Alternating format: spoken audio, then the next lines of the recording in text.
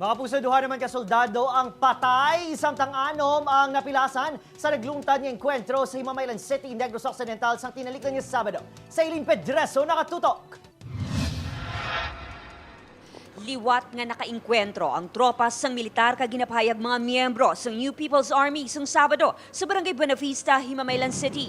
Ginkumpirma ni Brigadier General Inocencio Pasaporte nga duha sa katapos ng 94th Infantry Battalion sang 3ID ang ginbawian sang kabuhi. Lino may 8 kita nga initially nga wounded. Fortunately sa 8, 2 ang napatay.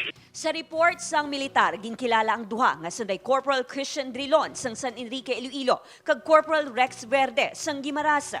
Ginkilala naman ang mga pilason nga sunday Corporal Joey Gardose, Private First Class Rolly Rama, PFC June Fuentes, PFC Wilson Yander Jr., Private Wilshire Ricanya, kag Sergeant Ijel Ucaga.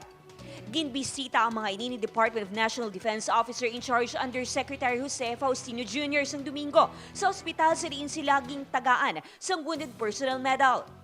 Ginapatihan nga may mga pilason man sa bahin sang rebelde base sa tinulo sang dugo nga nakita sa encounter site.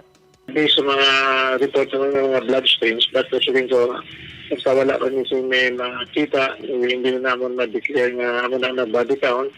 Pag may ara nga ma-recover, amo na ang paamon pag-declare sa body count. Madumduman nga una nakainkwentro ang militar kag rebelde nga grupo sang Huwebes sa Barangay Carabalan kag nasundan pa sang bayluhanay sang lupok sang Biyernes. Na-recover sang militar sa encounter site ang ginapatihan mga personal nga gamit sang rebelde, pusil, mga bala kag mga supresibo nga dokumento.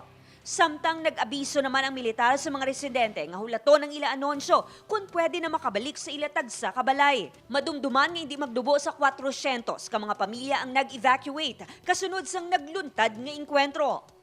Upod kay Ruel Bangoy, Eileen Pedreso, One Western Visayas.